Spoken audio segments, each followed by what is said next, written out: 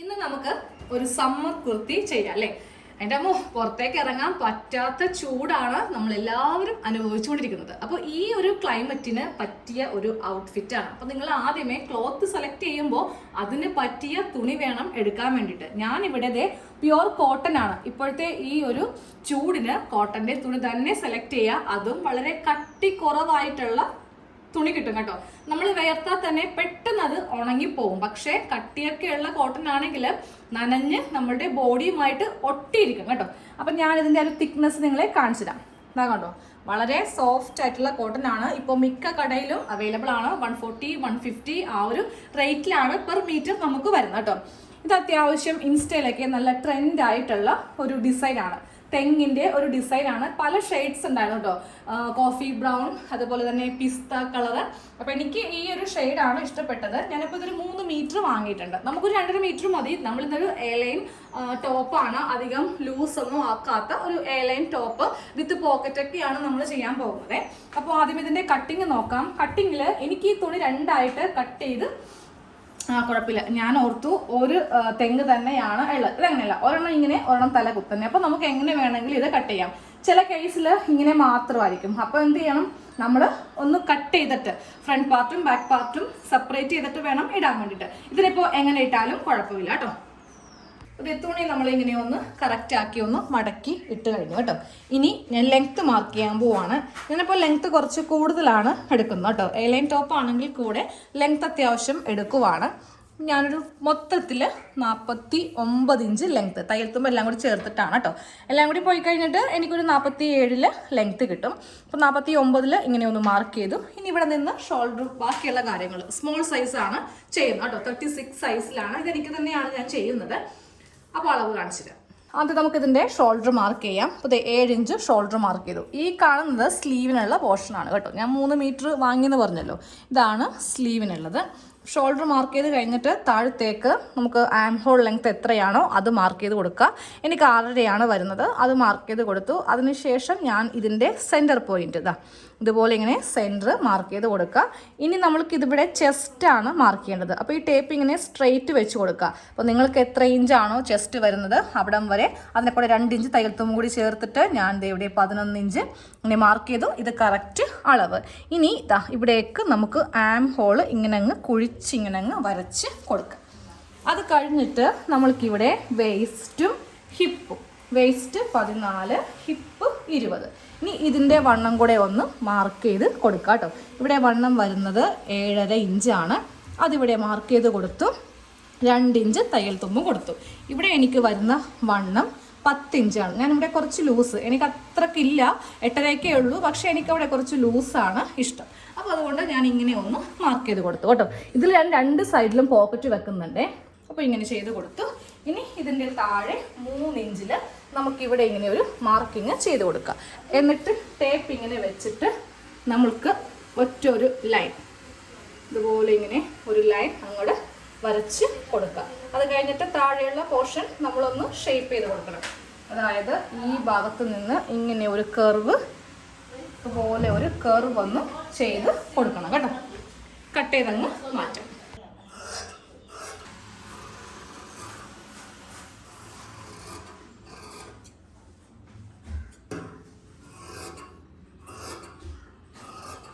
ടോപ്പിന്റെ ഫ്രണ്ടും ബാക്കും നമ്മളിങ്ങനെ ഒന്ന് കട്ട് ചെയ്ത് എടുത്തു. അപ്പം ഞാനിതിൽ ഫ്രണ്ട് നെക്കും ബാക്ക് നെക്കും ക്യാൻവാസ് വെച്ചിട്ടാണ്. അതൊരു ബൊട്ടീക്ക് സ്റ്റൈലിലാണ് ചെയ്തു പോകുന്നത് കേട്ടോ.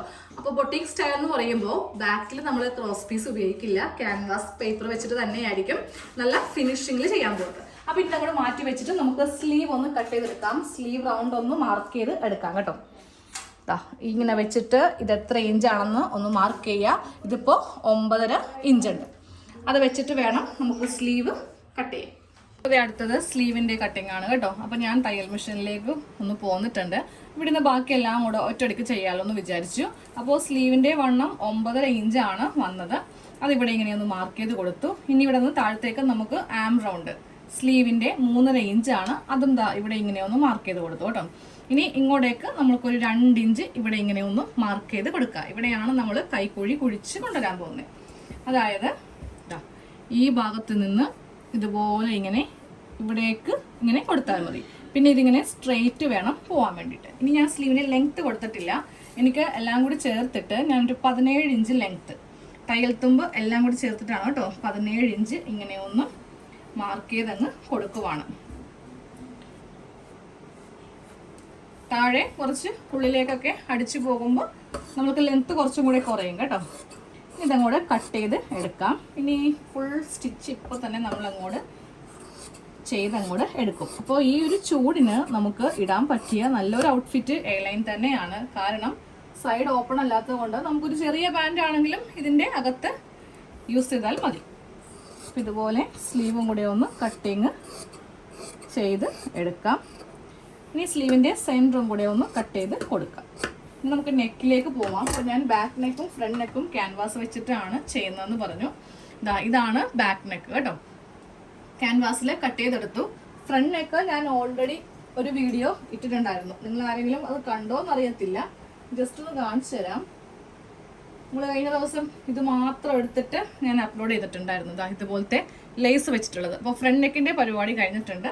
ഇനി ബാക്ക് നെക്ക് ഈ ഒരു ക്രോസ് പീസ് വെച്ചിട്ട് ബാക്ക് നെക്ക് വെച്ചിട്ട് നമുക്ക് ഈ ഒരു സ്ലീവ് വെക്കാം. പിന്നെ സൈഡിൽ പോക്കറ്റും കൂടെ ചെയ്യുന്നുണ്ട്. ആദ്യമേ ഞാൻ ഇതിൽ ബാക്ക് നെക്ക് തയ്ക്കാൻ പോവാണ് കേട്ടോ.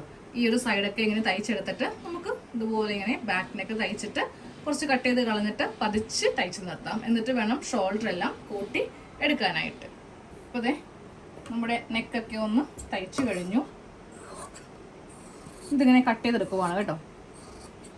അപ്പം ഞാനിപ്പോൾ ഇതിൽ വളരെ എന്താ പറയുക, അങ്ങനെ സ്പെഷ്യലായിട്ടൊന്നും ചെയ്യുന്നില്ല. ഈ ഒരു ചൂടത്ത് ഇടാൻ പറ്റണം, അത്ര മാത്രമേ ഉള്ളൂ. നമ്മൾ ചൂടിന് അല്ലെങ്കിൽ മഴ സമയത്തൊക്കെ ഇടാൻ പറ്റുമ്പോൾ നമ്മൾ വലിയ മോഡലോ കാര്യങ്ങളോ ഒന്നും അതിൽ ട്രൈ ചെയ്യാൻ ശ്രമിക്കില്ലല്ലോ.